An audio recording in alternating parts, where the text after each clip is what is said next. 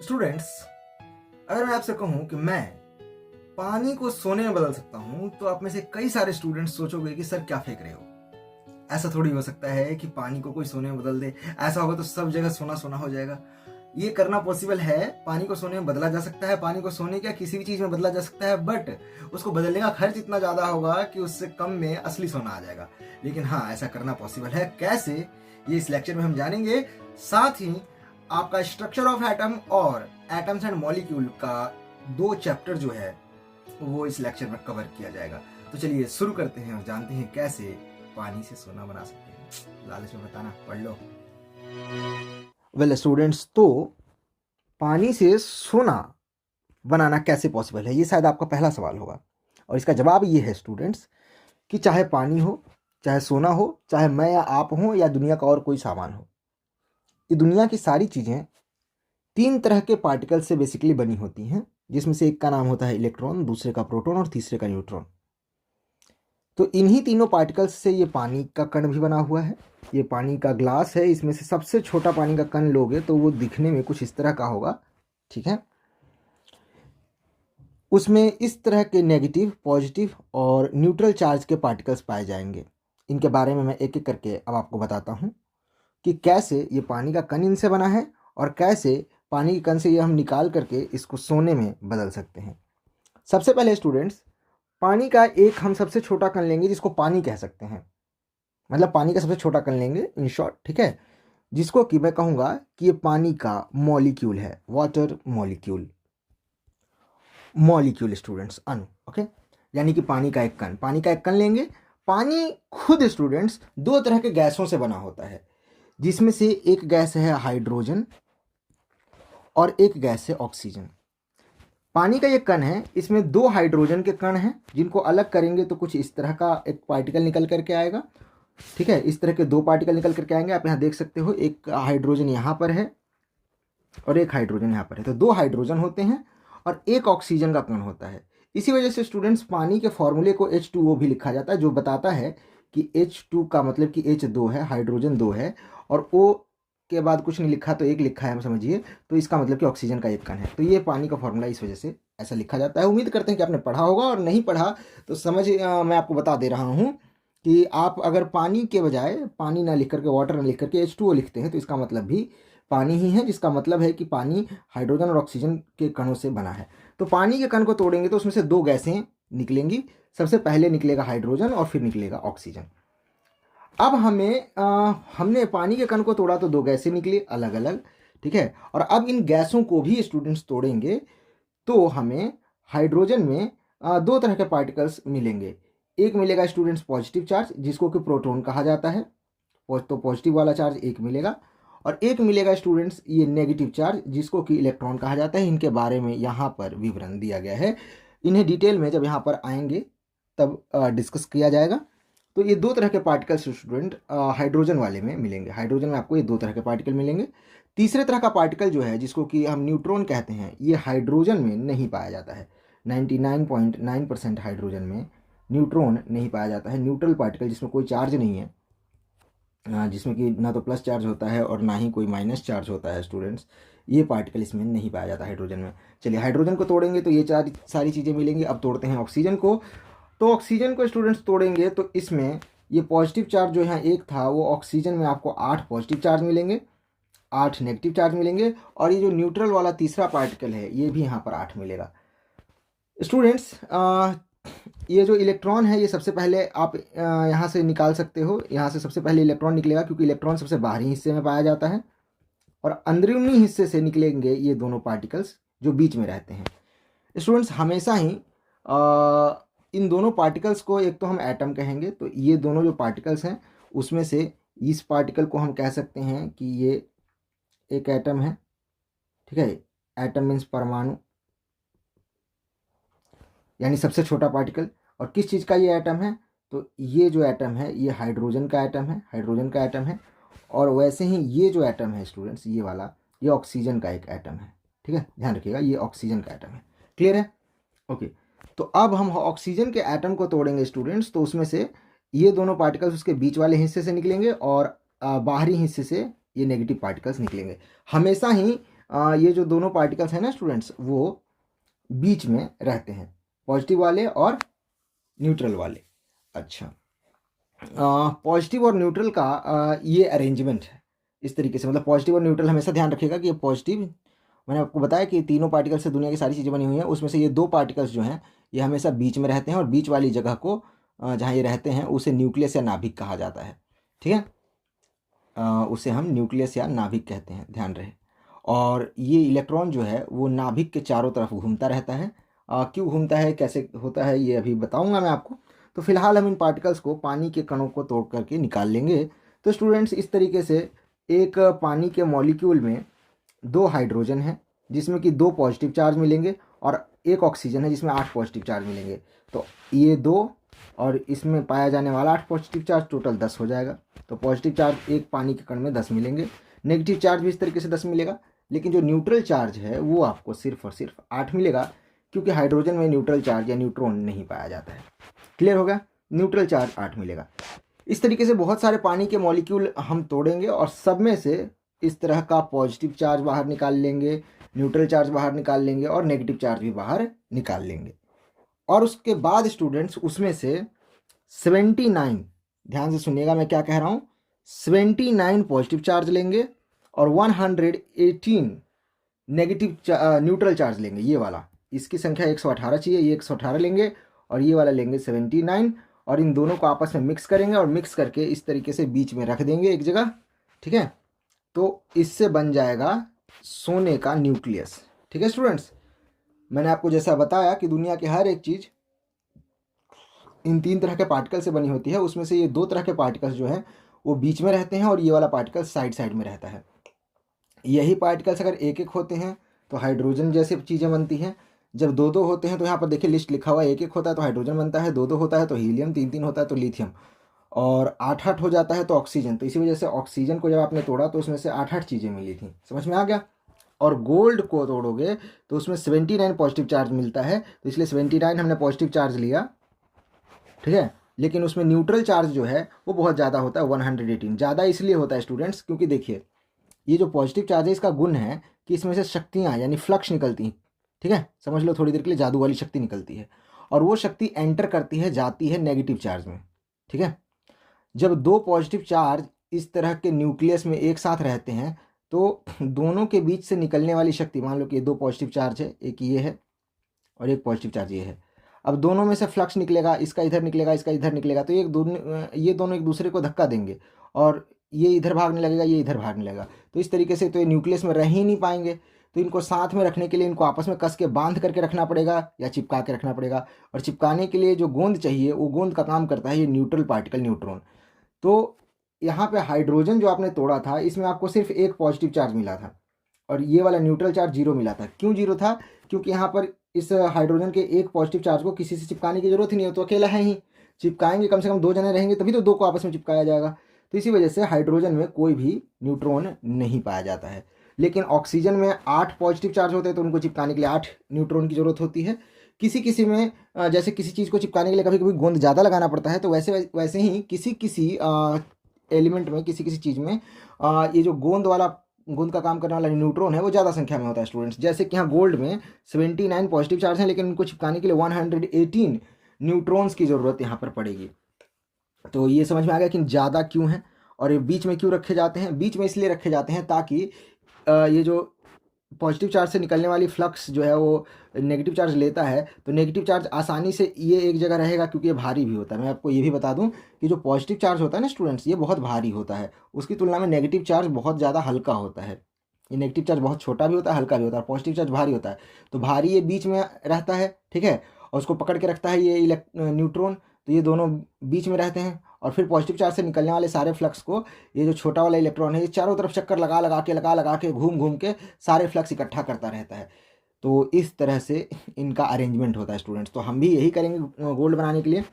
Positive charge लेंगे 79, neutron लेंगे 118, दोनों को मिक्स करेंगे और दोनों से न्यूक्लियस बना देंगे। उसके बाद ये इलेक्ट्रॉन्स लेंगे, इलेक्ट्रॉन्स हम इसके आसपास रखते ही वो इलेक्ट्रॉन्स अपने आप ही इसके चारों तरफ घूमने लग जाएंगे, इस तरीके से अलग अलग कमरे जैसा बना करके। ठीक है, कुछ इलेक्ट्रॉन इसके सबसे पहले वाले कमरे में घूमेंगे, कुछ फिर उसके बाद घूमेंगे, उसके बाद घूमेंगे, क्योंकि अंदर वाले में जगह नहीं है ना ज़्यादा। अंदर वाला देखो सर्कल छोटा है, ठीक है। यहाँ पर भी आप देख सकते हो कि इस वाले हिस्से को मैंने आपको बताया न्यूक्लियस कहते हैं, जहाँ पर ये दोनों रहते हैं। तो यहाँ पर जगह सबसे पहला सर्कल मान लो ये है, सबसे पहला रास्ता इन नेगेटिव चार्ज को घूमने के लिए। तो यहाँ पर कम जगह है, इसलिए यहाँ पर 2 रहेंगे। लेकिन जैसे जैसे ये न्यूक्लियस से बाहर की तरफ जा रहे हैं, यहाँ पर रास्ता बड़ा होता जा रहा है, तो इसमें 8 रहेंगे, इसमें 18 रहेंगे, और इस तरीके से और भी बड़े बड़े रास्तों पर ज़्यादा संख्या में नेगेटिव चार्ज पाए जाते हैं। तो उम्मीद है कि ये बात भी आपको अब क्लियर हो गया है। हम आगे प्रोसीड कर सकते हैं स्टूडेंट्स। तो आगे सोना तो आपने उम्मीद है कि बनाना सीख लिया कि अब कैसे। तो हम पॉजिटिव चार्ज कितना लेंगे 79, ये कितना लेंगे 118, और ये कितना लेंगे ये भी 79, नेगेटिव चार्ज भी 79, और इस तरीके से नेगेटिव चार्ज 79 बाहर रख देंगे और बाकी ये पॉजिटिव और न्यूट्रल अंदर रख देंगे, न्यूक्लियस बना देंगे, और इस तरीके से गोल्ड यानी सोना बन करके तैयार हो जाएगा। तो ये सोने का एक कण है स्टूडेंट्स, ये पूरा सोना नहीं है, मतलब सोना है, ये असली सोना है, बट एक सोना तो दिखेगा भी ना, एक कण ये बहुत छोटा होता है। ये सोने का एक एटम है, ये भी एक एटम है, ये सोने का एटम है, जैसे ये हाइड्रोजन का, ये ऑक्सीजन का, ये सोने का एटम है स्टूडेंट्स, ठीक है। तो ऐसे लाखों एटम बनाएंगे जब जा करके एक छोटा सा सोने का कण आपको दिखाई देगा। लाखों क्या, करोड़ों करोड़ों सोने के ऐसे एटम्स बनाओगे स्टूडेंट्स, तब जा करके आपको एक सोने का कण मिलेगा। अब इतना ज़्यादा इसमें खर्च ही बैठेगा कि उससे सस्ते में असली सोना आ जाता है, इसीलिए लोग नहीं काम करते, पर हाँ ऐसा करना पॉसिबल है। ठीक है स्टूडेंट्स, ओके। अब आ जाते हैं हम अपने इस नोट्स के ऊपर। वेल स्टूडेंट्स, इस नोट्स में जो भी बातें लिखी हुई हैं उसको ज़रा मैं कनेक्ट कर दूं अभी जो आपने एक्सपीरियंस किया, प्रैक्टिकल एग्जांपल जो मैंने आपको दिया सोना बनाने का, उससे। तो देखिए, सबसे पहले यहाँ पर लिखा हुआ है एटम। तो एटम किसी भी चीज़ का सबसे छोटा पार्टिकल उसका एटम कहलाता है। जैसे हाइड्रोजन का सबसे छोटा कण हाइड्रोजन का एटम है, ऑक्सीजन का सबसे छोटा कण ऑक्सीजन का एटम है। पानी का ये एटम नहीं है, क्योंकि पानी खुद 2 तरह के एटम्स हाइड्रोजन और ऑक्सीजन के एटम को मिला के बना हुआ है। इसलिए जो चीज़ 2 या 2 से ज़्यादा एटम से मिल करके बना होता है उसको मॉलिक्यूल कहा जाता है। हाँ, इस मॉलिक्यूल के अंदर ज़रूर 2 तरह के एटम हैं, एक हाइड्रोजन का एक ऑक्सीजन का, कुल मिलाकर के यहाँ पर 3 एटम हैं, 1 2 3। तो एटम क्लियर हो गया। एटम स्टूडेंट्स बना होता है 3 तरह के पार्टिकल से, जिसमें से पहले का नाम है इलेक्ट्रॉन, दूसरे का प्रोटॉन और तीसरे का न्यूट्रॉन। इलेक्ट्रॉन नेगेटिव चार्ज वाला होता है और उसको छोटी ई और उसके साथ माइनस का साइन लगा के दिखाते हैं। प्रोटॉन को पी प्लस के साइन के साथ दिखाते हैं और न्यूट्रॉन को एन से दर्शाया जाता है। ये बात भी क्लियर हो गया होगा। अब स्टूडेंट्स बात करें कि इन तीनों को कहते क्या हैं, तो इन तीनों पार्टिकल्स को सब एटॉमिक पार्टिकल्स या परमाणु कण या अपरमाणु कण कहा जाता है। मैं थोड़ा सा जूम कर देता हूँ ताकि ये चीज़ आपको क्लियर दिखाई दे। इसका नाम, इन तीनों का नाम जो है वो अपरमाणु कण है। पेपर में कई बार पूछ सकता है, तो ध्यान रखिएगा। उसके बाद स्टूडेंट्स यहाँ पर लिखा हुआ है कि ये जब अपरमाणु कण आपस में मिलते हैं तो एलिमेंट्स का निर्माण होता है। जब ये एक एक मिल जाते हैं तीनों चीज़ें, जैसे पॉजिटिव चार्ज एक, फिर नेगेटिव चार्ज उसके बाहर में, सिर्फ नेगेटिव चार्ज, पॉजिटिव चार्ज एक और नेगेटिव चार्ज एक, तो इससे जो बनता है उसको हाइड्रोजन कहा जाता है। पॉजिटिव चार्ज एक होता है तो ध्यान रहे कि न्यूट्रॉन की ज़रूरत नहीं पड़ती। यही पॉजिटिव चार्ज जब 2 हो जाएगा, ठीक है, तो 2 न्यूट्रॉन की ज़रूरत होगी यहाँ पर, और ये कुछ ऐसा दिखने लगेगा, 2 पॉजिटिव चार्ज 2 न्यूट्रॉन और 2 इलेक्ट्रॉन। जब 2 ये सब सारी चीज़ें हो जाती हैं तो हीलियम नाम का एलिमेंट यानी हीलियम नाम का तत्व बन जाता है। तो इसी तरह स्टूडेंट्स, जब ये सब एटॉमिक पार्टिकल्स एक एक संख्या में मिलती हैं, ये देखिए सबका लिखा हुआ है कि प्रोटॉन कितना, इलेक्ट्रॉन कितना, न्यूट्रॉन कितना, तो ये सब संख्या में एक एक होती हैं, तो जो एलिमेंट बनता है, जो एलिमेंट यानी तत्व बनता है वो है हाइड्रोजन। जब ये चीज़ें 2 होती हैं तो हीलियम, जब 3 होती हैं 3 तो लिथियम, 4 तो बेरिलियम, 5 तो boron, 6 carbon, 7 nitrogen, oxygen, neon, fluorine, neon और मैग्नीशियम, एल्युमिनियम। इस तरह से सोडियम, मैग्नीशियम, एल्युमिनियम बहुत तरह के एलिमेंट्स हैं जिसको कि आपको याद कर लेना चाहिए। खैर स्टूडेंट्स, ये तो समझ में आ गया आपको कि ये पार्टिकल्स जो हैं ये एलिमेंट्स का निर्माण करते हैं, और इन्हीं हर तरह का एलिमेंट इनसे बन सकता है। बस इनकी संख्या बढ़ती जाएगी और नए नए तरह का पदार्थ बनता चला जाएगा। ये पदार्थ फिर आपस में भी मिल जाते हैं, जैसे हाइड्रोजन और ऑक्सीजन आपस में भी मिल गए और मिल करके इन्होंने निर्माण कर दिया पानी का। तो ये तो चलो समझ में आ गया स्टूडेंट्स। अब प्रश्न उठता है कि इलेक्ट्रॉन प्रोटॉन के इर्द गिर्द चक्कर क्यों लगाता है।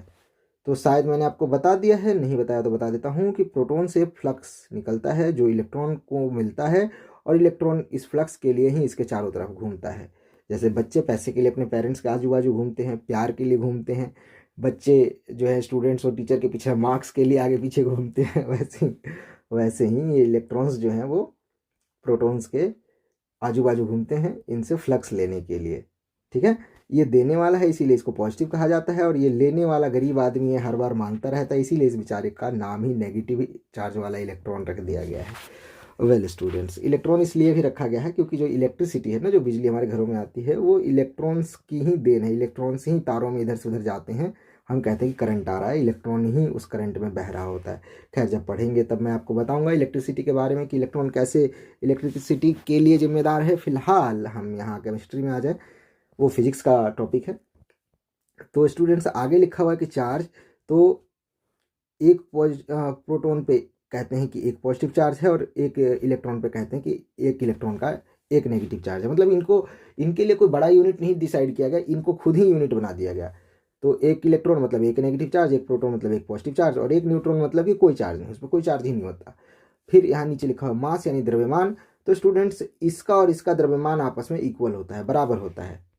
प्रोटॉन और न्यूट्रॉन का वजन आपस में बराबर होता है, पर इलेक्ट्रॉन जो है वो साइज में प्रोटॉन और न्यूट्रॉन के मुकाबले बहुत छोटा होता है।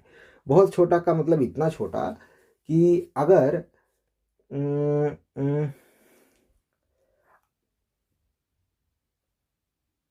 आप इस प्रोटॉन के, इस पॉजिटिव चार्ज के 2 टुकड़े करो तो शायद आधा आधा होगा, 4 टुकड़े कुछ ऐसा होगा। तो 4 और 2 नहीं, टोटल एकदम 1836 टुकड़े कर दो इसके, एकदम काट काट के इस तरीके से। और उस 1836 में से एक छोटा सा टुकड़ा लोगे ना, तो जो छोटा सा टुकड़ा होगा स्टूडेंट्स, वो इलेक्ट्रॉन का साइज होगा। और सोच लो कि कितना हल्का होगा फिर वो प्रोटॉन की तुलना में। ठीक है स्टूडेंट्स, तो ये इतना छोटा इलेक्ट्रॉन होता है, यानी कि प्रोटॉन के 1836 में से फर्स्ट भाग, या इसको कह लो कि 1 आउट ऑफ 1836 पार्ट, मतलब इसके इतने टुकड़े कर दोगे उसमें से एक पार्ट का जो वजन होगा वो इलेक्ट्रॉन का होगा। तो इस वजह से इतना छोटा और इतना हल्का होता है कि इसका वजन काउंट नहीं होता है। तो इसी वजह से स्टूडेंट्स, जो हाइड्रोजन है ना, अगर इसके वजन की बात की जाए तो इसका वजन कहा जाएगा कि 1 प्रोटॉन के बराबर है या 1 U है। देखो वहाँ यहाँ लिखा हुआ है, मैं जब यहाँ पहुँचूंगा तो बता दूंगा। तो मास क्लियर हो गया स्टूडेंट्स। अब आ जाते हैं यहाँ पर। तो आपको मैंने बताया कि एक एक सब चीज़ें मिलेंगी तो हाइड्रोजन बनेगा, 2 2 मिलेंगी तो हीलियम बनेगा। तो ये बात कैसे डिसाइड होता है कि कोई भी चीज़ इसमें सब चीज़ें 2 2 ही होंगी? तो ये डिसाइड किया जाता है स्टूडेंट्स प्रोटॉन के द्वारा। प्रोटॉन ही जिम्मेदार है कि कौन सा एलिमेंट बनेगा, हाइड्रोजन का बनेगा कि हीलियम का बनेगा। अगर प्रोटॉन, यहाँ पर देखिए प्रोटॉन, अगर प्रोटॉन संख्या में 1 1 है तो समझ लीजिए हाइड्रोजन बनेगा, लेकिन अगर 2 2 है तो हीलियम बनेगा, 3 3 है तो लिथियम, 4 4 है तो बेरिलियम, 5 5 है तो बोरॉन। यानी कि इसका मेन जो पार्टिकल है, लीडिंग पार्टिकल, इन तीनों में भी मेन पार्टिकल वो प्रोटॉन है। तो प्रोटॉन की संख्या को किसी भी एलिमेंट का एटॉमिक नंबर कहते हैं। तो हाइड्रोजन में 1 प्रोटॉन होता है, इसलिए हाइड्रोजन का एटॉमिक नंबर 1 है। हीलियम का 2 होता है, लिथियम का एटॉमिक नंबर 3, और इस तरीके से सबका एटॉमिक नंबर है। ऑक्सीजन का एटॉमिक नंबर 8 होता है, क्योंकि आपने यहाँ देखा कि ऑक्सीजन में सभी चीज़ें 8 8 पाई जाती हैं। मैंने जैसा कि आपको बताया कि प्रोटॉन ही ये डिसाइड करता है कि कौन सी चीज़ कितनी होगी। तो ये कैसे डिसाइड करता होगा? तो ये ऐसे डिसाइड होता है स्टूडेंट्स कि हम वापस अगर इस उदाहरण में आ जाएं, तो यहाँ पर प्रोटॉन पहले 8 यहाँ आया होगा, उस 8 प्रोटॉन को आपस में, 8 पॉजिटिव चार्ज को आपस में बांध करके रखने के लिए, ठीक है, जो है वो 8 न्यूट्रल चार्ज की ज़रूरत होगी, न्यूट्रॉन की। तो 8 न्यूट्रॉन यहाँ पर आए होंगे, जो मैंने ब्लू से अभी बना दिए गलती से, और यहाँ पर ग्रीन से बने हुए। कोई बात नहीं, आपको अलग अलग कलर से दिखाया जा रहा है ताकि आप समझो। वहाँ पर तो वैसे नहीं कोई कलर होता जो असली वाले होते हैं, ठीक है। होता है बट इतना रेड ब्लू और ग्रीन सा नहीं होता है, ठीक है। फिलहाल यहाँ समझने के लिए बनाया जा रहा है, इतना तो आप भी समझदार हो यार। खैर, तो ये आपस में मिक्स होते हैं, और 8 को कंट्रोल करने के लिए कम से कम 8 चाहिए, ज़्यादा से ज़्यादा 10 12 भी रहेंगे तो चलेगा, पर कम नहीं रहना चाहिए, नहीं तो पॉजिटिव चार्ज फिर एक साथ नहीं रहने पाएंगे। और इस तरीके से न्यूक्लियस का निर्माण होता है, और न्यूक्लियस में ये दोनों पाए जाते हैं, और ये डिसाइड करता है, जो आपका पॉजिटिव चार्ज है, ये न्यूट्रॉन डिसाइड करता है कितने, प्रोटॉन डिसाइड करता है कितने न्यूट्रॉन रहेंगे, ये डिसाइड करता है। अच्छा, इलेक्ट्रॉन भी यही डिसाइड करता है, क्योंकि अब यहाँ पर देखो इस उदाहरण में यहाँ पे कहा जा रहा है कि पॉजिटिव चार्ज 8 होगा, तो ये तो डिसाइड होगा कि जो न्यूट्रल है ये भी 8 होगा। लेकिन पॉजिटिव चार्ज से 8 पॉजिटिव चार्ज है, तो उनसे फ्लक्स भी चारों दिशाओं में निकलेगा, और 8 का फ्लक्स निकलेगा तो उसको लेने के लिए, उसको ग्रहण करने के लिए 8 नेगेटिव चार्ज भी तो चाहिए, नहीं तो फ्लक्स वेस्ट होने लगेगा, बाहर जाने लगेगा, दूर जाने लगेगा, क्योंकि ये निकलता है तो दूर भागने लगता है। ठीक है, तो इसको पकड़ने के लिए 8 इलेक्ट्रॉन चाहिए। ये इलेक्ट्रॉन स्टूडेंट्स इनसे, ये न्यूक्लियस है ना बीच वाला हिस्सा जिसमें कि ये दोनों रहते हैं, इससे थोड़ी दूरी पर रहते हैं। क्यों? क्योंकि इसमें से लगातार फ्लक्स चारों दिशाओं में निकलता रहता है।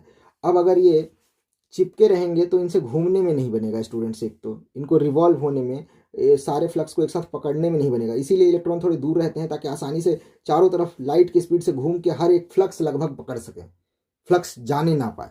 ठीक है। अच्छा, ये बड़ा अपना अरेंजमेंट से रहते हैं, शुरुआत में सबसे कम जगह होता है।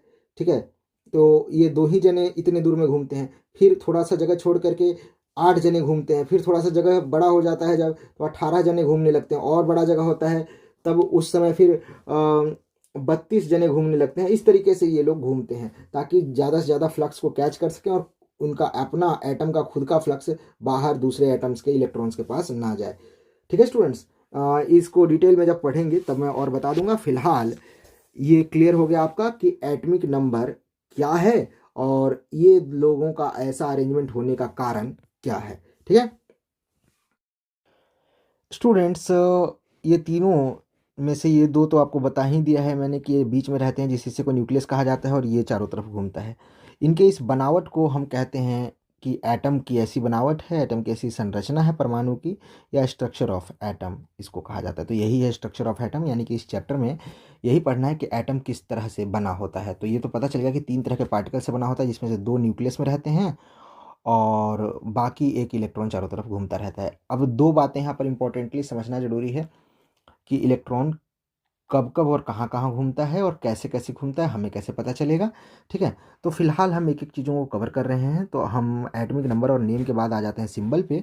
तो स्टूडेंट्स, हर एक एटम का नाम और रोल नंबर तो है ही, साथ में उसका एक सिंबल भी है। रोल नंबर नहीं, एटॉमिक नंबर है, पर समझाने के लिए मैं आपको रोल नंबर बोल रहा हूँ। जैसे मान लो कि आपका नाम ऋषि है, तो आपका नाम हो गया RISHI।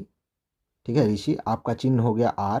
ठीक है, और आपका ऋषि नाम है, तो आपका सिंबल हो गया, रोल नंबर हो सकता है होगा 24 या जो भी है। तो उम्मीद करते हैं कि नाम और रोल नंबर तो आपके पास है, पर आपका कोई चिन्ह नहीं है। ठीक है, तो वैसे ही आपका अगर चिन्ह होता तो कुछ ऐसा होता। इसी तरीके से स्टूडेंट्स, एटम्स के एटॉमिक नंबर हैं, जो कि प्रोटॉन द्वारा डिसाइड किए जाते हैं, जितना प्रोटॉन उतना एटॉमिक नंबर। नाम भी है, और उसके बाद स्टूडेंट्स जो है इनका एक चिन्ह भी है। तो हाइड्रोजन H से शुरू होता है, इसलिए उसका चिन्ह H है। हीलियम HE उसका चिन्ह है, क्योंकि दोनों H से शुरू हो रहे थे, तो इसका तो H रख दिया, इसका भी H रखेंगे तो कन्फ्यूजन होगा, इसलिए E इसका जो अगला लेटर है वो भी यहाँ इस्तेमाल किया गया। और इसी तरीके से बाकियों के नाम भी रखे गए हैं स्टूडेंट्स। मैं एक बात बताना चाहता हूँ कि यहाँ पर हमेशा नाम रखने के लिए कैपिटल लेटर का ही इस्तेमाल किया जाता है ABCD का। अगला लेटर स्मॉल होता है हमेशा, अगर वो एक ही शब्द, एक ही किसी एलिमेंट का चिन्ह है। ठीक है, तो अब जैसे बोरोन भी B से है, बेरिलियम भी B से है। ठीक है, हो सकता है कि बोरोन की खोज पहले हो गई होगी और उसका चिन्ह B बना दिया होगा, उसके होगा, उसके बाद बेरिलियम जो है उसकी खोज बाद में हुई होगी, तो अब उसका भी नाम B से था, तो उसके लिए उसका नाम BE रख दिया गया। तो इस तरह से इसका नामकरण हो रखा है स्टूडेंट्स। अब हम आगे बढ़ते हैं, तो आगे लिखा हुआ है कि नंबर ऑफ पार्टिकल्स, तो नंबर ऑफ प्रोटॉन्स इस लाइन में, नंबर ऑफ न्यूट्रॉन्स इस लाइन में, और नंबर ऑफ इलेक्ट्रॉन्स इस लाइन में।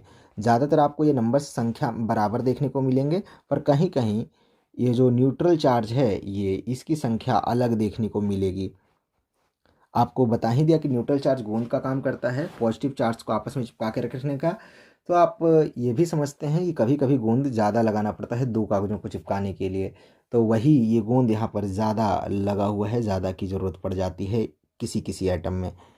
इसी वजह से इनकी संख्या थोड़ी यहाँ पर ज़्यादा है, लेकिन हमेशा पॉजिटिव चार्ज इलेक्ट्रॉन आपस में ये दोनों इक्वल संख्या में रहते हैं। न्यूट्रल चार्ज कभी कभी जो है वो अलग अलग संख्या में रहता है। आई होप कि आपको समझ में आ रहा होगा। अगला टॉपिक है स्टूडेंट्स मास नंबर, यानी वजन कितना होता है एक एटम में। तो स्टूडेंट्स, वजन किलो और मिलीग्राम में यहाँ पर नहीं होता, किलोग्राम में नहीं होता। यहाँ पर वजन जो है वो प्रोटॉन्स और न्यूट्रॉन्स की सिर्फ संख्या जोड़ के बता दी जाती है कि इसका इतना वजन है। जैसे हाइड्रोजन का वजन 1 होता है क्योंकि उसमें सिर्फ एक ही पॉजिटिव चार्ज पाया जाता है और जो न्यूट्रल चार्ज है वो 0 होता है। जबकि हीलियम का वजन 4 होता है 2 और 2 जोड़ने से। इस तरीके से इसका वजन 7 है, इसका वजन 9 है और सभी का वजन है। ऑक्सीजन का वजन इसी वजह से 16 यहाँ लिखा हुआ है। उम्मीद है कि मास और इस वजन को हम मास नंबर कह करके बुलाते हैं, द्रव्यमान संख्या, जो कि पॉजिटिव चार्ज और न्यूट्रल को जोड़ करके आता है और इसका चिन्ह ए है। बच्चों को बड़ा कन्फ्यूज़न होता है कि A4 तो एटमिक नंबर होना चाहिए क्योंकि वो भी ए से शुरू हो रहा है, लेकिन ऐसा नहीं है, ये याद रखना, ये उल्टा है। एटमिक नंबर उल्टा जेड से शुरू हो रहा है, जेड उसका चिन्ह है, और जो मास नंबर है उसका चिन्ह ये ए है। ठीक है। अच्छा, सिंबल को डिनोट किया जाता है, इन सबको भी मतलब डिनोट करने के लिए एक नया चिन्ह बना रखा है, वो है एक्स। एक्स से कोई और दूसरा एलिमेंट जैसे हाइड्रोजन वगैरह नहीं होता, ये एक्स इनको भी रिप्रेजेंट करने के लिए इस्तेमाल किया जाता है जनरली। ठीक है। जैसे कि अगर मुझे बताना हो कि किसी एलिमेंट का नाम लिखो तो मैं कहूँगा एक्स एलिमेंट का नाम लिखो। यहाँ पर क्या लिखा जाएगा, तो यहाँ पर लिखा जाता है हमेशा ये मास नंबर। जैसे कि हीलियम का मास नंबर, तो मान लो कि एक्स की जगह मैंने हीलियम लिखा। ठीक है। मास नंबर उसका 4 होगा, वो यहाँ लिखा जाता है 4। इसका एटमिक नंबर यहाँ लिखा जाता है 2। इस तरीके से हीलियम का चिन्ह हो गया स्टूडेंट्स। तो उम्मीद है कि अब आप बात को समझ रहे होगे। ठीक है। ये चिन्ह कैसे लिखा जाता है यहाँ पर देखो लिखा हुआ है ना। पानी का फॉर्मूला आपको पता है, पानी का फॉर्मूला होता है H2O। ऑक्सीजन का फॉर्मूला होता है O2। अब O2 का क्या मतलब है, O मतलब ऑक्सीजन और 2 मतलब कि ऑक्सीजन यहाँ पर 2 है। ठीक है।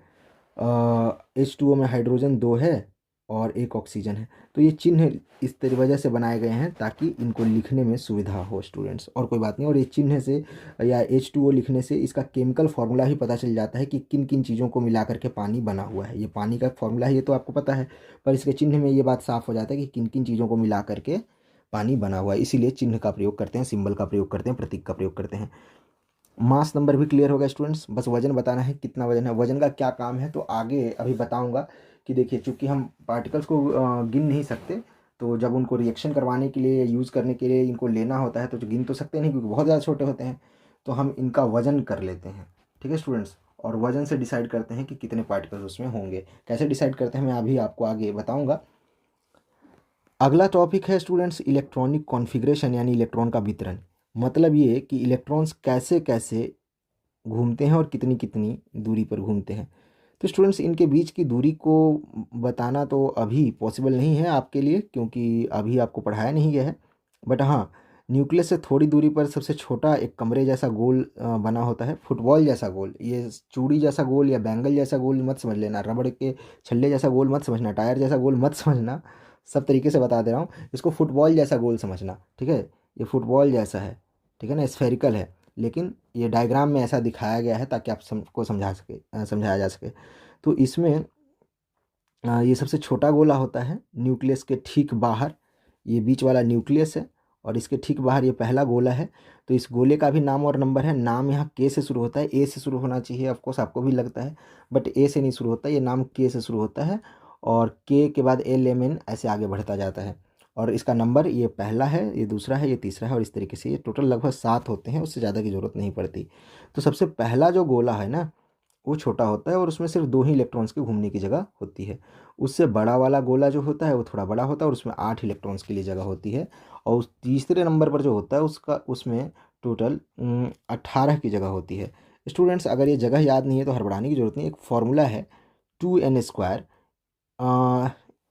ये एकदम ठीक बैठता है इनकी संख्या को बताने के लिए। अब जैसे मैंने बताया कि इसमें 18 की जगह है, तो इसका नंबर देखो 3 है, तो फॉर्मूला क्या है 2n²।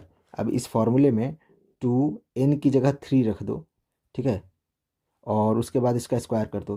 3 का स्क्वायर आपका हो जाएगा 9 और इसको इंटू कर दो इस 2 से, तो 9 2 जा हो जाएगा आपका 18। और इस तरीके से आपको मिल जाएगा कि थर्ड सेल में, थर्ड कमरे में, थर्ड कक्षा में, थर्ड जगह पे 18 इलेक्ट्रॉन्स के घूमने की जगह है।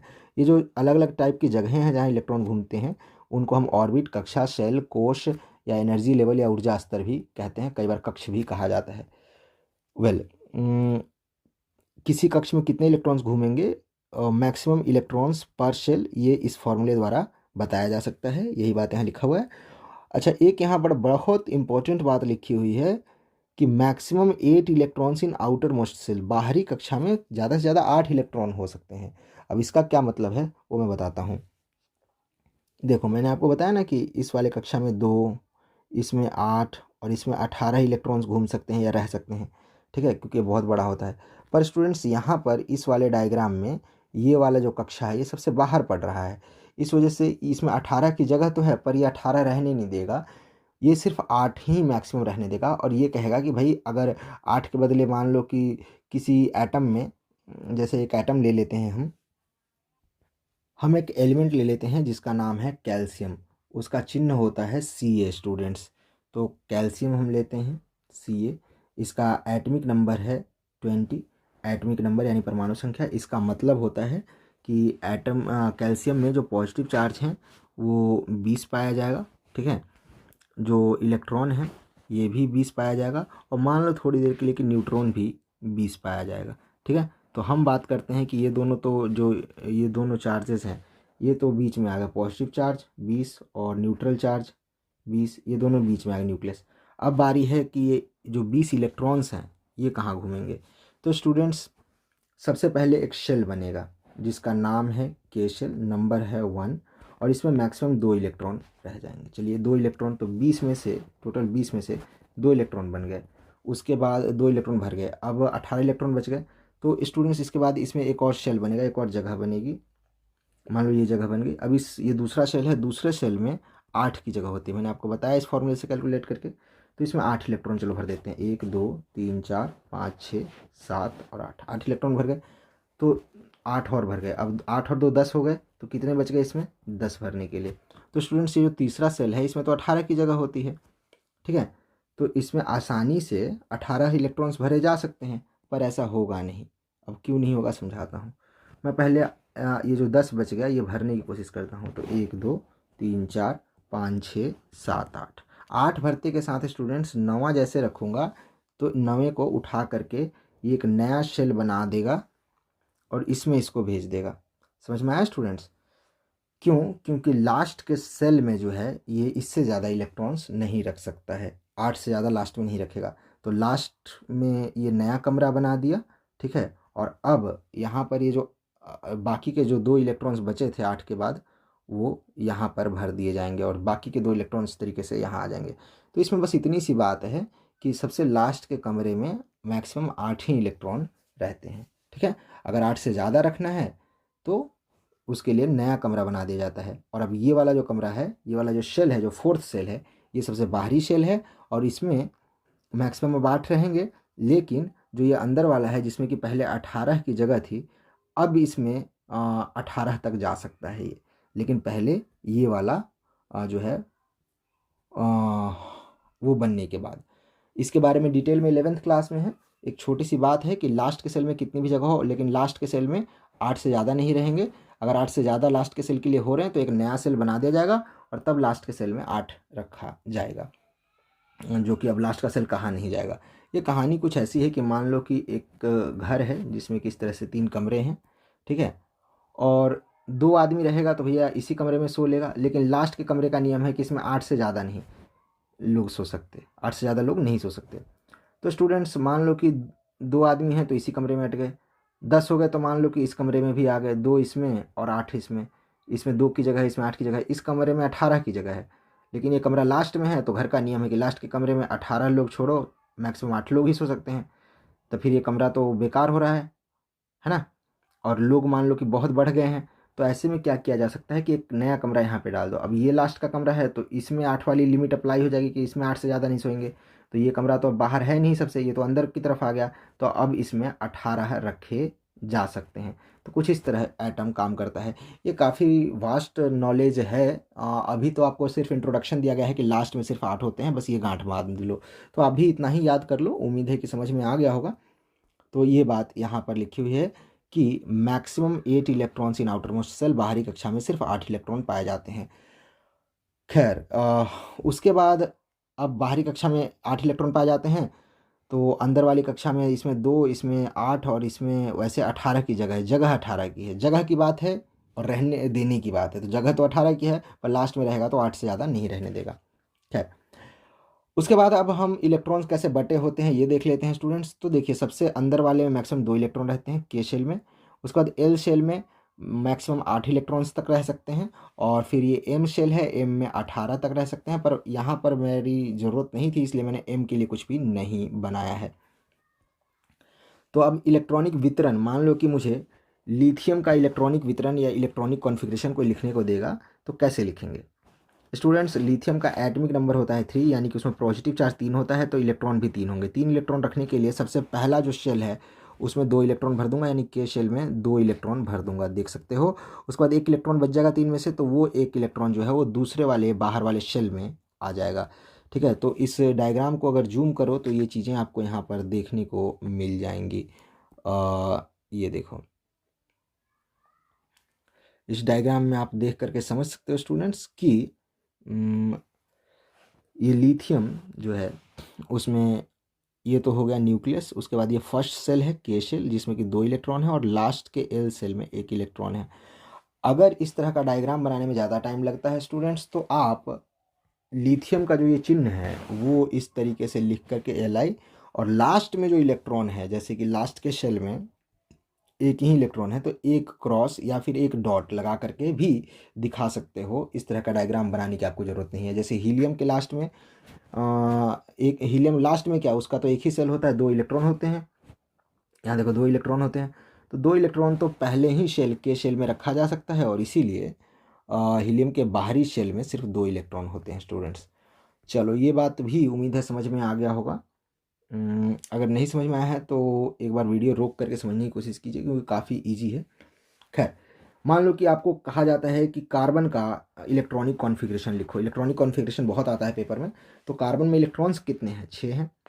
अब 6 हैं तो सबसे पहले वाले रूम में 2 इलेक्ट्रॉन आ जाएंगे। तो मान लो कि कार्बन में 6 पॉजिटिव चार्ज और 6 हो गए न्यूट्रल चार्ज।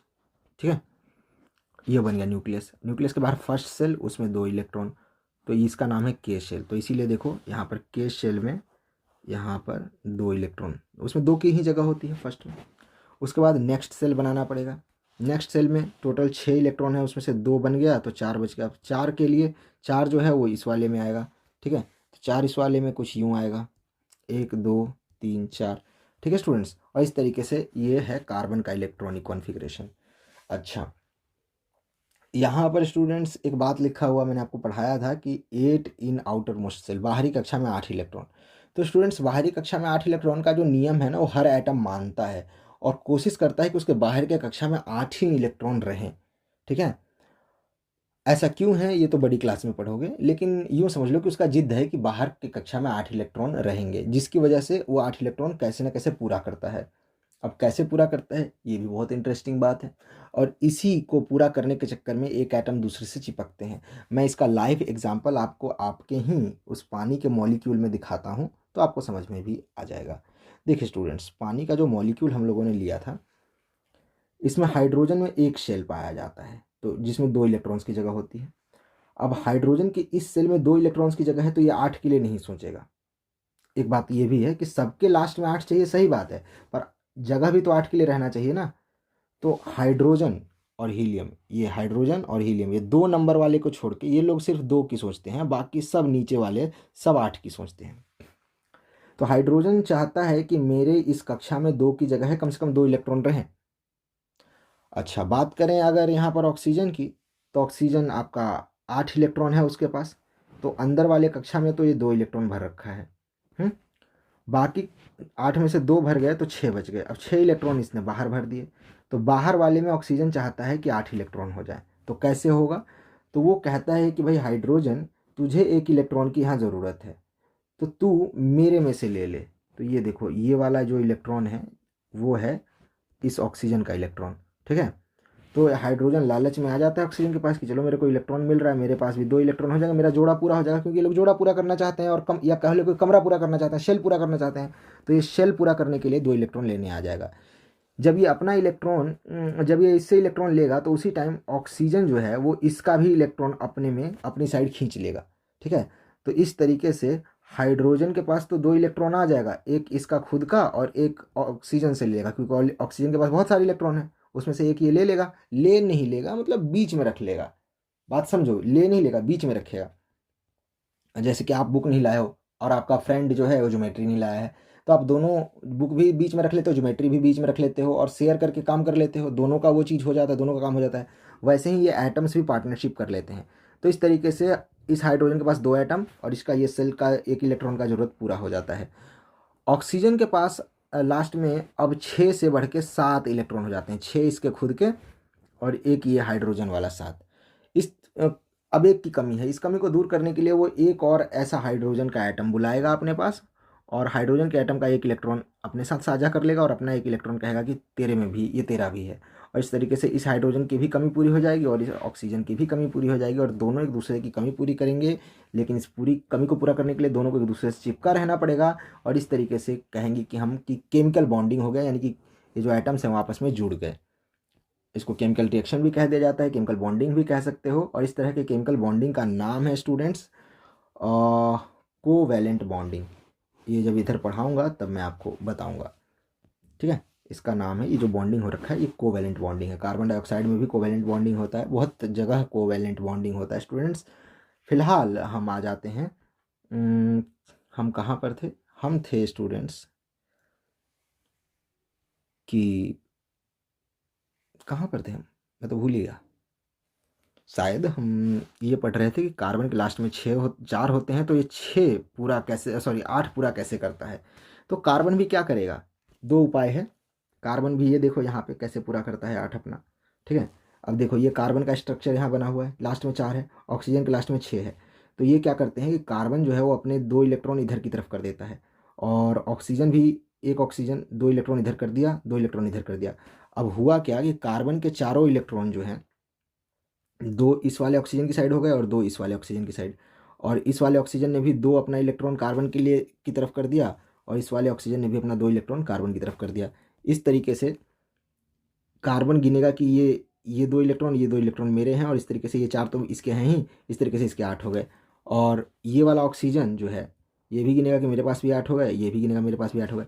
इस तरीके से ये लोग चिपक करके साथ में कुछ ऐसा दिखने लगेंगे जो कि गुड्डे जैसा, हमारे स्टूडेंट्स बोलते हैं कि एक टेडी बियर जैसा दिख रहा है या कुछ कार्टून सा दिख रहा है, तो ये ऐसा दिखने लगेगा और इस तरीके से बन जाएगा स्टूडेंट्स कार्बन और 2 ऑक्सीजन वाला कार्बन डाइऑक्साइड CO2। क्लियर हो गया स्टूडेंट्स। तो इस तरह से ये बॉन्डिंग होती है और इस तरीके से ये 8 वाला अपना नियम पूरा करते हैं। तो ये बात भी समझ में आ गया कि बाहर के शेल में ऑक्टेट 8 इलेक्ट्रॉन होते हैं। अच्छा, मैक्सिमम 8 रहने की जगह होती है और जिसमें 8 नहीं होता वो 8 पूरा करने की कोशिश करता है। वेल स्टूडेंट्स, तो इलेक्ट्रॉनिक कॉन्फ़िगरेशन हो गया। उसके बाद यहाँ पर ये सिंबल है, ये एक बार फिर से बता देता हूँ स्टूडेंट्स। तो देखिए एक्स का मतलब कोई एलिमेंट, और उस एलिमेंट के नीचे यहाँ जो लिखा जाता है वो होता है उसका एटॉमिक नंबर। जैसे एक चीज़ का लिख के दिखा रहा हूँ मैं, कार्बन का लिख के दिखा रहा हूँ, तो कार्बन का एटॉमिक नंबर 6 है, तो ये C हो गया कार्बन का सिंबल और 6 हो गया उसका एटॉमिक नंबर। कार्बन का जो मास नंबर है वो 12 होता है, ठीक है। तो यहाँ पर लिखेंगे उसका मास नंबर A, यहाँ पर देखो है ना, तो ऊपर में मास नंबर लिखा जाता है, यहाँ पर चार्ज लिखा जाता है। मान लो कि कार्बन पे पॉजिटिव या नेगेटिव चार्ज होता है ना, मान लो 2 इलेक्ट्रॉन्स जो है कार्बन पे ज़्यादा होते, तो इलेक्ट्रॉन तो 6 पॉजिटिव 6 नेगेटिव है, बराबर है। अगर ये 8 हो जाते, 2 नेगेटिव ज़्यादा हो जाता, तो यहाँ लिखते हम इस तरीके से कि इलेक्ट्रॉन -2, ठीक है, 2 माइनस, सॉरी ऐसे लिखते हैं 2 माइनस, ठीक है स्टूडेंट्स।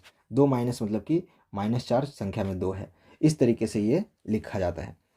और यहाँ पर कार्बन की संख्या के आपस में कितने कार्बन जुड़े हुए हैं वो लिखा जाता है। जैसे 2 कार्बन है, 4 कार्बन है, तो ये संख्या यानी नंबर लिखा जाता है। तो ये चिन्ह उम्मीद है क्लियर हो गया होगा, और नहीं क्लियर हुआ है तो जहाँ जहाँ यूज होगा फिर ये क्लियर हो जाएगा। आप आ करके लेसन में, वीडियो में, लेक्चर में दोबारा से इस हिस्से को देख लेना। अच्छा, मैं सलाह दूंगा कि आप ये जो नोट सामने दिख रहा है ना स्क्रीन पे, इसको या तो स्क्रीनशॉट ले लो या तो लिख लो, ताकि आपको ये याद रहे, क्योंकि ये चीज़ें दिमाग से बहुत जल्दी स्लिप हो जाएंगी। खैर, अब लास्ट कुछ एक पार्ट्स इसमें बचे हुए हैं। सबसे पहले आपको जानना चाहिए कि वैलेंसी, वैलेंसी क्या है। तो students valency valency valency valency valency क्या है, तो इसके लिए स्टूडेंट्स कोई सा भी एटम बनता है तो उसका जो लास्ट का शेल होता है, ठीक है, उसमें या तो 1 इलेक्ट्रॉन होगा, जैसे कि हाइड्रोजन, उसके लास्ट के सेल में एक इलेक्ट्रॉन है, जैसे लिथियम उसके लास्ट के सेल में एक इलेक्ट्रॉन है, या तो 2 इलेक्ट्रॉन होगा, जैसे कि हीलियम के लास्ट के सेल में 2 इलेक्ट्रॉन है, बेरिलियम के लास्ट के सेल में भी 2 इलेक्ट्रॉन है ना। और उसके बाद या तो 3 इलेक्ट्रॉन होगा स्टूडेंट्स, जैसे कि बोरॉन के लास्ट में 3 इलेक्ट्रॉन है, या तो 4 इलेक्ट्रॉन होगा, जैसे कि कार्बन के लास्ट में 4 है, या तो 5 होगा स्टूडेंट्स, 5 है, या तो ऑक्सीजन की तरह लास्ट में 6 इलेक्ट्रॉन होंगे, या फिर 7 इलेक्ट्रॉन होंगे। ऑक्सीजन के बाद आपका फ्लोरीन आता है, तो उसके साथ लास्ट में 7 होते हैं। और उसके बाद आता है नियोन, तो नियोन के लास्ट में 8 होते हैं स्टूडेंट्स। अब यहाँ पर एक बात समझने वाली है, वो ध्यान से समझना। यहाँ पर लिखा हुआ है कि सबके लास्ट में 8 इलेक्ट्रॉन चाहिए, ये लोग पूरा करने की कोशिश करेंगे। तो हाइड्रोजन के लास्ट में तो 8 इलेक्ट्रॉन नहीं रह सकता, क्योंकि उसमें के शेल है, और के शेल में यानी पहले वाले शेल में मैक्सिमम 2 इलेक्ट्रॉन की जगह होती है ना। ये बात तो आप जानते हो, इस वाले शेल में मैक्सिमम 2 इलेक्ट्रॉन की जगह होती है। तो हाइड्रोजन जो है उसकी कहानी थोड़ी सी अलग है, ठीक है। वो चाहता है कि मेरे पास एक और इलेक्ट्रॉन हो जाए, और इसी वजह से वो अपना वाला इलेक्ट्रॉन जो है वो किसी से दे के दूसरे से एक इलेक्ट्रॉन ले लेता है, मतलब साझा कर लेता है, शेयर कर लेता है।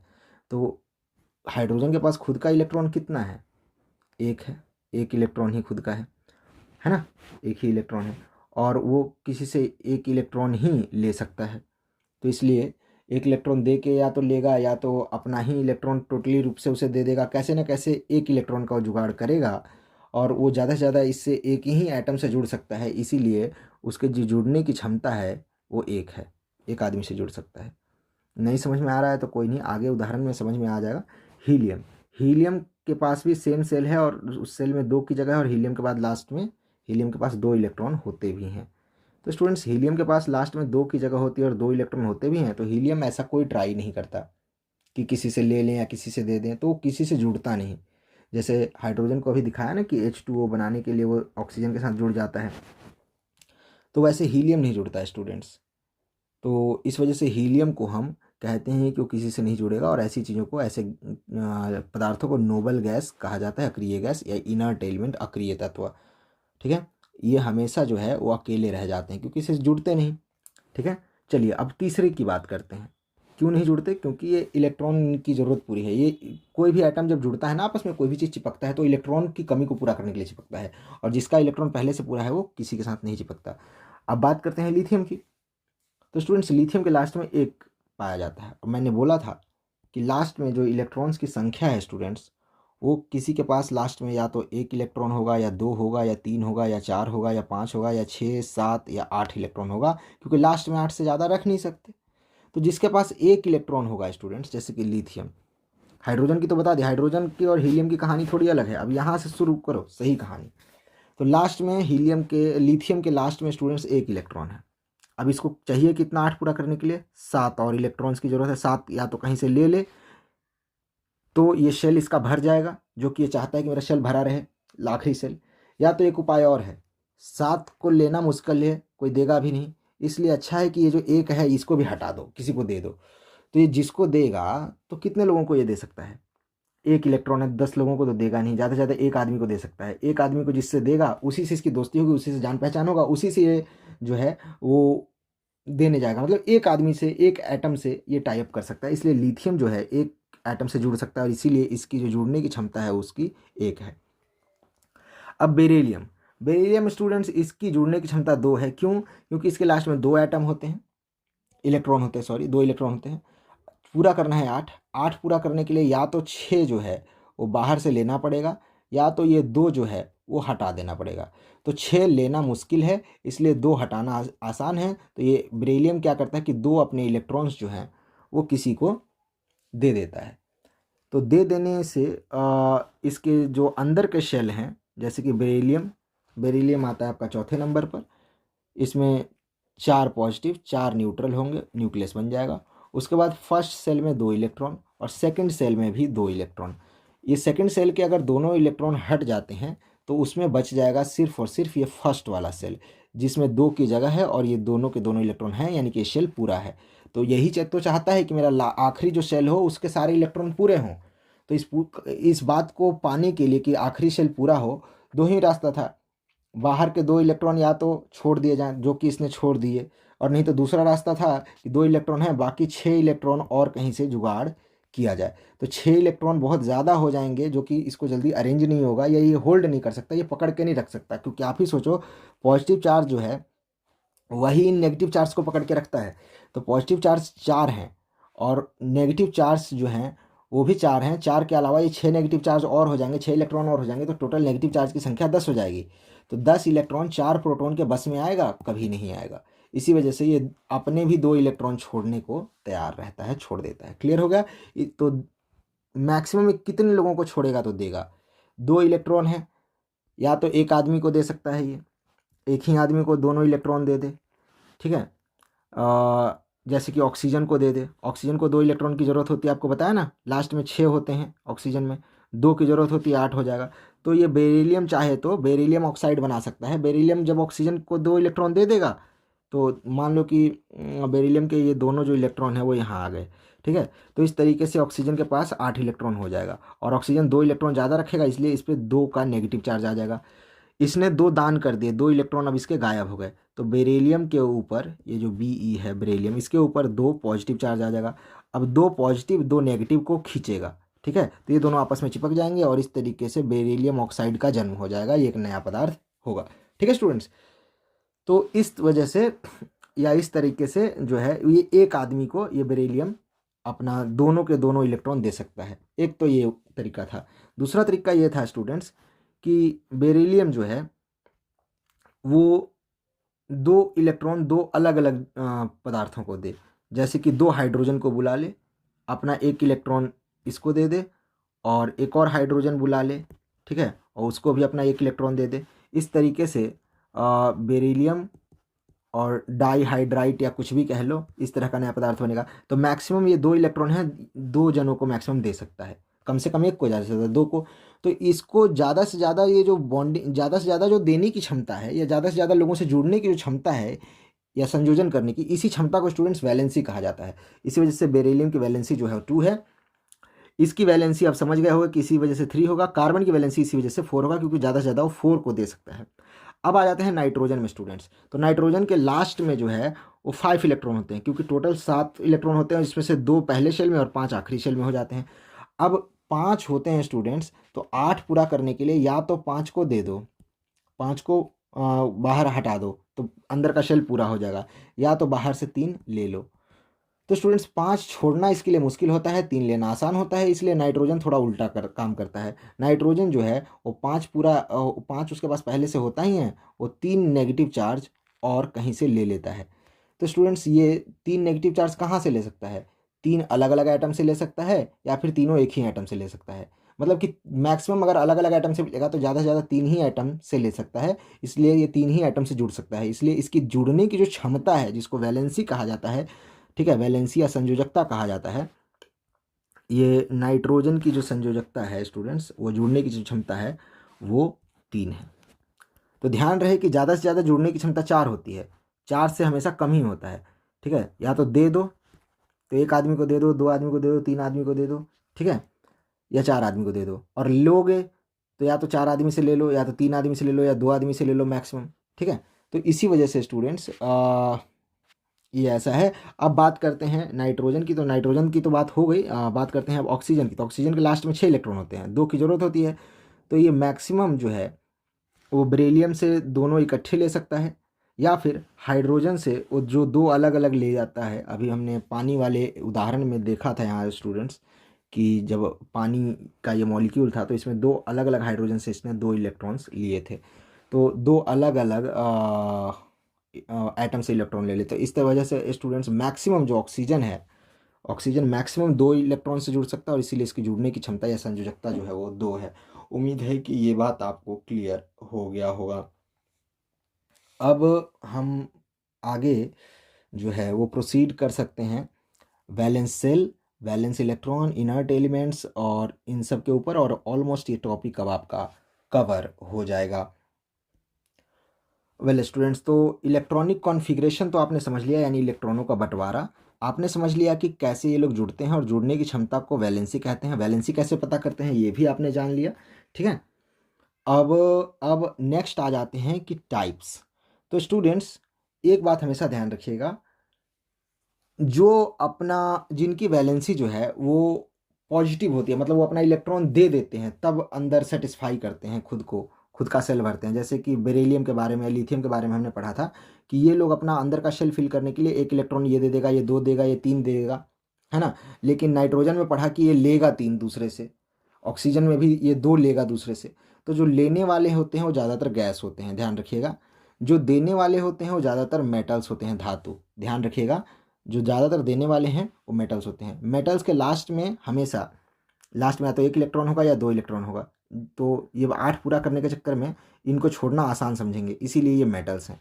तो लास्ट में 1 से 3 इलेक्ट्रॉन होता है, वो मेटल होते हैं। और जिनके लास्ट में जो है वो 5 6 7 इलेक्ट्रॉन होते हैं, वो ज़्यादातर नॉन मेटल होते हैं, जिसको गैस वगैरह कह सकते हैं, नॉन मेटल, ठीक है, जिसमें ज़्यादातर गैस होते हैं। स्टूडेंट्स एक बात और, वो बात ये कि कुछ ऐसे भी पदार्थ हैं जो कुछ स्थितियों में इलेक्ट्रॉन लेना चाहते हैं, कुछ स्थितियों में देना चाहते हैं। बात ले लो आप इस बोरॉन की, तो इसके लास्ट में 3 इलेक्ट्रॉन है।